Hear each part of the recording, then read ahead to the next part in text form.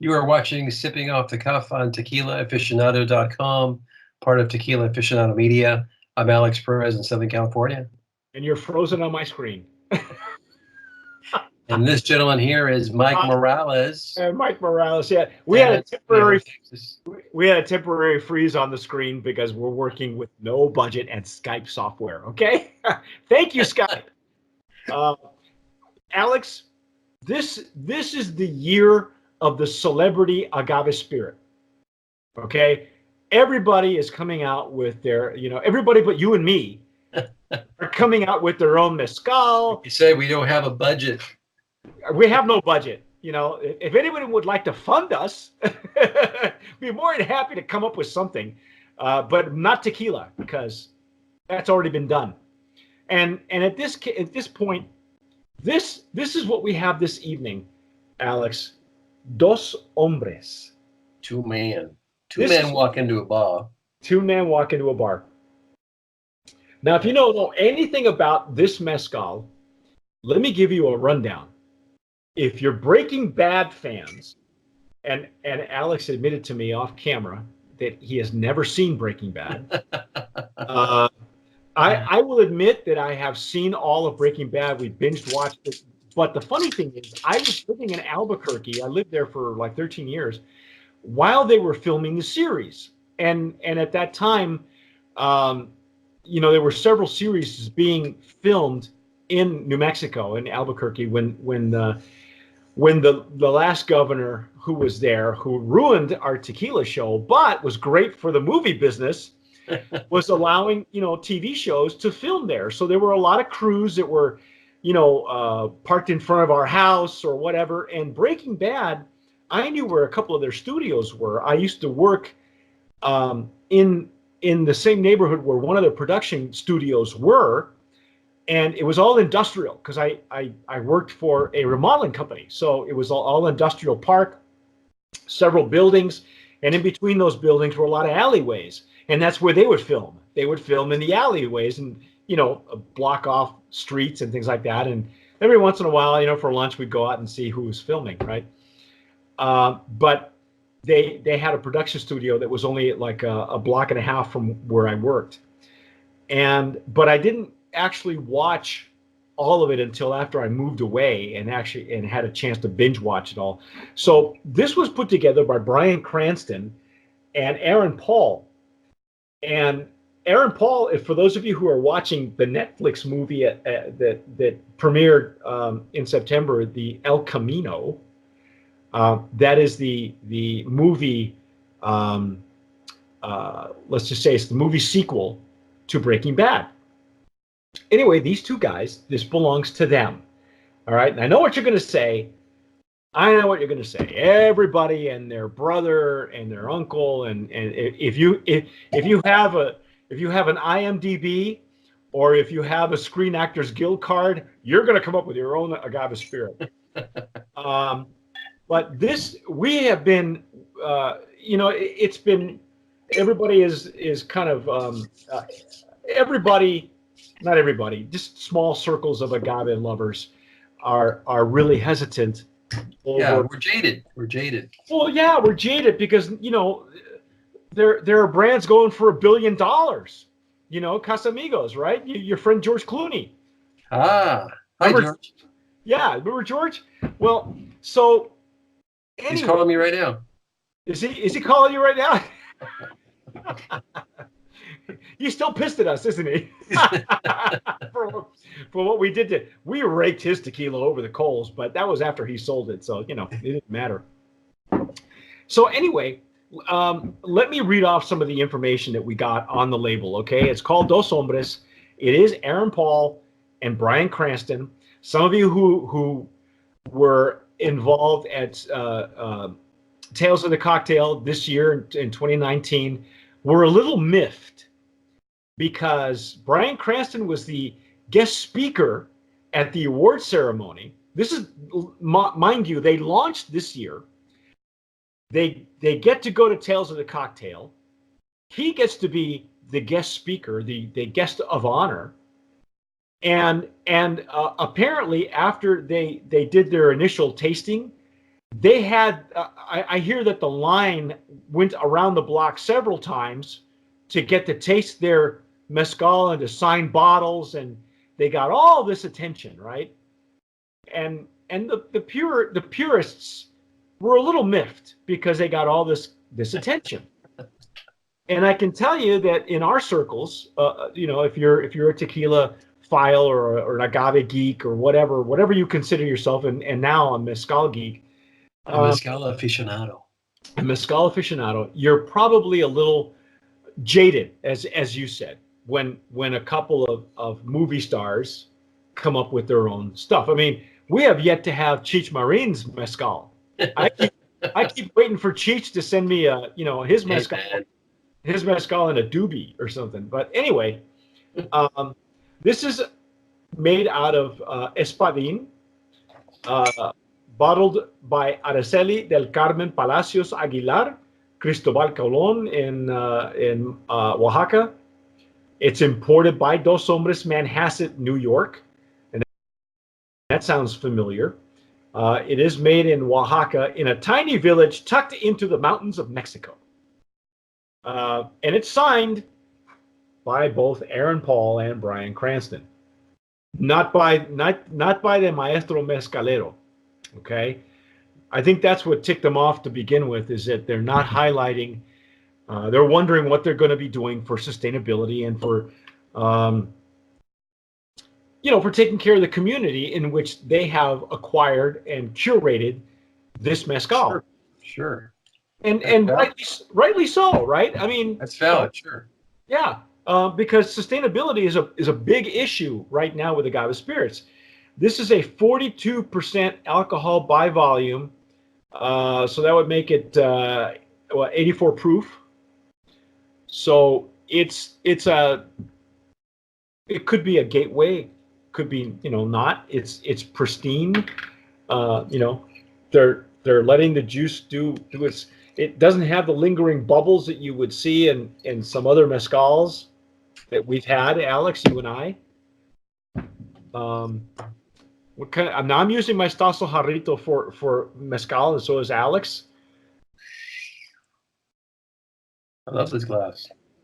Yeah, for mezcal, it's beautiful, and I got to tell you, it's helped us in a couple of tastings this year to discern the ugly. The ugly. The bad. And the unpalatable. So this is a Hoban. Yes, that means it's unaged. It's nothing is done to it. It's just, brought down to Hoban. 42 ABV. Nice. Now this has got a really interesting nose, Alex. It does. It's vegetal and green, really green.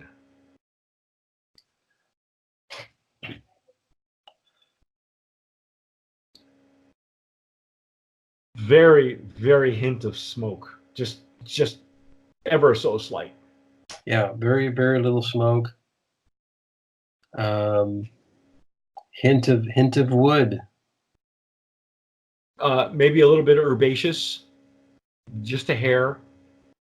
It's not as complex as some of the other mezcals that we've had. Of course, we've had a lot of artisanal.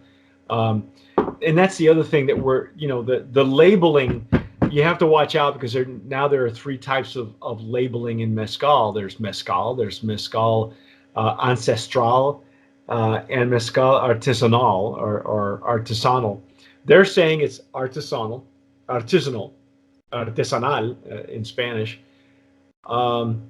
It does have, now this is the new thing, it does have a holographic seal.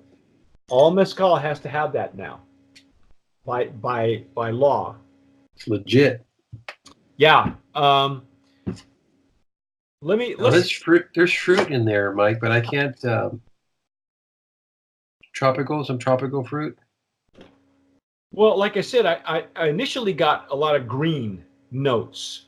No, I'm getting a lot of green too. Now, typically in a artisanal, they don't necessarily pit roasted. We don't know a whole lot about this. We got no information from this. We don't know who's making it. There is no name of the maestro mezcalero or palenquero. We assume it's being curated and blended. Um, and hopefully, somewhere down the road, these guys are going to be doing something, to support the community in which it's being curated or made. I gotta say, it's an interesting nose, though. It's almost, you know what? It's almost like if you remember Don Amado, it has that wet cement, almost like a clay. But I know that this isn't distilled in clay. It would say in barro. It would, and if that were the case, it would be ancestral. It would be an ancestral Right. mezcal, and it doesn't say that. So I'm not going to go there. Using some type of firewood and ovens and stuff. Well, let's traditional. If it's artesanal, it's got to be a traditional oven. It can be a mamposteria. Yeah, it could be brick. It could be a brick and stone oven, but not necessarily pit roasted.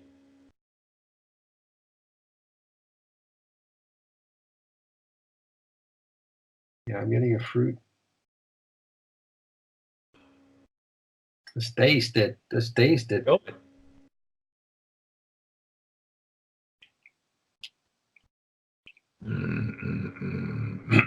Oh wow! I gotta say the nose is unique. It's actually very nice. Yeah. Now the taste is. It's bolder than I thought it would be. Yeah.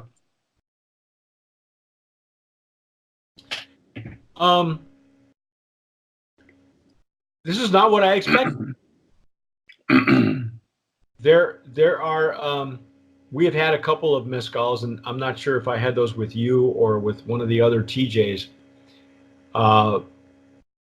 that I would consider gateways into mezcal, gateway mezcal, that are aged, and this one has a lot more character than the nose. It's almost like the nose doesn't tell you, doesn't give you a hint of how much character it actually is going to have. I think I've got like eucalyptus in the nose. Yeah, I believe it. I believe eucalyptus. Yeah. And retro. I still get that wet cement, like a desert rain or a wet garage, something like that. Yeah. On a hot day, like steamy cement. I got a nice numbing.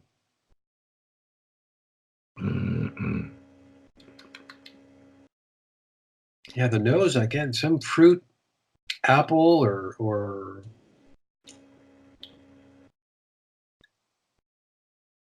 well, we know it's not a pechuga, Again, no. All that information would be on the label. There's not a whole lot that it's telling us. I am getting more of some kind of lingering smoke on my palate, not necessarily on the nose. No, very little smoke. It's actually it's just a touch, which is really it's really good. I like it. Yeah, it's not overpowering. Well, here's the kicker. After the uproar of two more movie stars coming up with their own agave spirit, we got a one of our contributors named Alvin Starkman, and he's written several articles that he allows us to print on TA first. And it turns out that Alvin was their guide on sourcing the agave and where to go and sourcing the palenque. Nice. Except he had signed an NDA, so obviously he couldn't say anything while he's writing other articles for TA. And so finally he came to their defense, and he had spent a considerable amount of time with these gentlemen, and he realized that they were really coming from a good place when it came to putting this together. That they really cared for the quality of the stuff that they were bringing to market. Nice.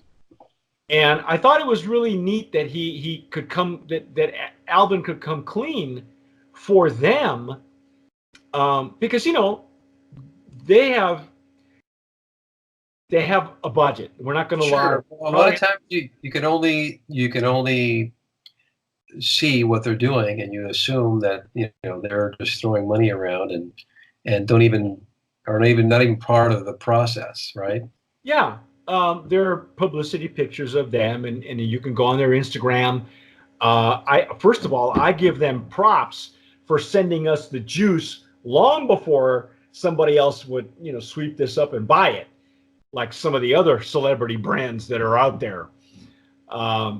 They were very responsive. They sent us the juice almost right away. I tell you what, Alvin is so respected in his business, in his circle, and we love his articles, that if he says to me, these guys really are on the right track, that speaks volumes to me. Because so far as I know, nobody has said that about anybody else, any other celebrity that's got a mezcal or an agave spirit. These guys really can. Now, The Rock, we'll find out. Hopefully they'll send us samples. But for now, and again, let's not forget, these guys are business people. They're in it to make money. They're gonna make money. Sure. What they do with that money, maybe if they share it with the community, if they give back to the people, that would be really cool. And maybe they will. Maybe they're, we don't know what their marketing plan is for the future. And, they got to diversify their portfolio. You gotta put I heard today that another celebrity is planning on getting his own tequila. Guess who? James Brolin, ladies and gentlemen. Wow. Yeah, Mr. Barbara Streisand is going to come Mr. Babs. Mr. Babs. I hope that Josh Brolin just says no to him. That's all I can say. Wow. Yeah, I know. But what do you think, Alex? Is this a legit mezcal for you? I think this is legit. This is legit. Brand, I think it's a brand of promise. I do too. Yeah, I think it's a very unique Espadín. Yeah. And it could be because of the blending. It could be because it's coming from several producers. But again, if Alvin says that they're using the proper method and they're using the right people to make this blend for them, then we should give it a chance. Sure. Right? They got a budget and they're in it to make the money and stuff like that. About that. No. I mean, if you and I had a budget and, we would probably do the same thing. But, we'll let the Michael Jordans and the Rocks of the world fight it all out and duke it out. But I got it. Thank you to the guys at Dos Hombres who made this happen, for being up front with us and sending it and not being afraid to send us the juice. It's nice. Good. This is really good stuff. I think. Yeah, I like it a lot. Do we know what a price point is on this? I was just going to ask you if you know what the price point is. I have no idea. We weren't giving. I think what also happened too is they borrowed a lot of they used a lot of the same color scheme as Casamigos, and it may not have been the smartest thing to do.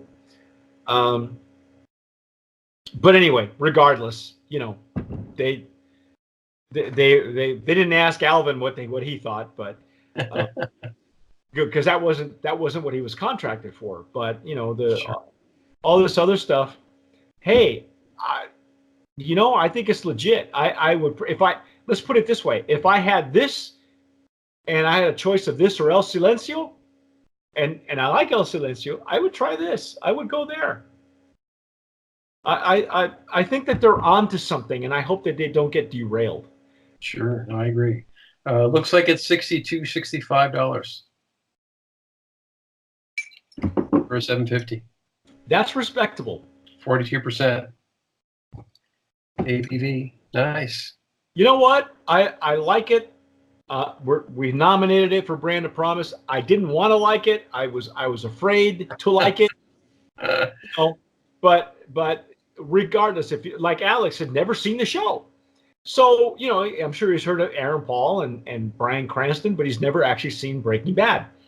And that's okay. You don't, it's like watching El Camino. You don't have to watch the whole Breaking Bad to know what El Camino's about. Alex, you can go on Netflix, watch El Camino, and you'd enjoy it. You won't even have to, you know, worry about the other season. Now, I just looked up Old Town. Old Town Tequila has it for $59.99. See? That's a good price point. It's a respectable price point for an Espadín Joven. You know, if they continue sourcing, I tell you what, if they continue using Alvin as a guide, and let's say they come up with a medley, you know, they start doing some blends and stuff like that. This could turn out to be a really nice, nice line of mezcal, very much akin to, you know, to wine lines that people are coming up with. You know, Sarah Jessica Parker has her own line of wines. There's lots of other celebrity women that are doing wines, and men. You know, so who knows? Maybe this could turn into something really, really cool for them. Yeah, no, and it's worth it. I mean, you're talking about a artisanal distilled product made in small batches and then artfully put together. A lot of work goes into this. You know, a lot of livelihoods are involved. Yeah. So it's really artistry in the bottle. So kudos to these guys. Yep, I agree. And you know, with the new mezcal identifiers, artisanal, it has to say that on the label so we know what style of mezcal it is. Again, not a whole lot of bubbles, but again, bubbles don't mean a whole hell of a lot. Again, with a mezcal, you know, you either get the bubbles at a higher ABV or you don't. But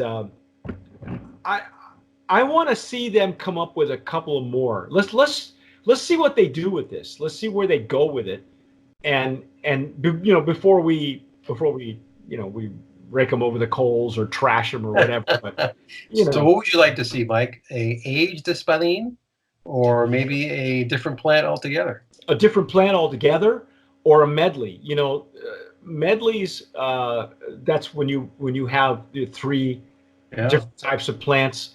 You know, again. I think Don Amalo did a great job of that. Yeah, and well, you know, but Don Amalo is an ancestral. That is a whole different thing. That's, you know, those were distilled in clay pots, and so the category is completely different. This is more in general, where it's not an industrially made mezcal, because Alvin would never. You know, he's got to make a living too, but I think he would have to draw the line at anybody going in. You know, you get paid for not only your expertise, but you get paid to give them advice. Sure. And he probably steered them away from diffusers and, you know, if you're going to be a success, do this thing right or go away. Right. You know? And so I think on their first try, they did a really decent job. I'm impressed. I'm impressed. So there you go. Dos Hombres. That's our take on Dos Hombres Mezcal. I'm Mike. Here in San Antonio. That gentleman there.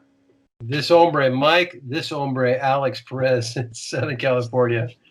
You've been watching Sipping Off the Cuff on TequilaAficionado.com. Let us know what you think. Please give us your opinions. Maybe you've tasted Dos Hombres. Let us know what you think. And thanks for watching. And as always, sip wisely. Awesome, man.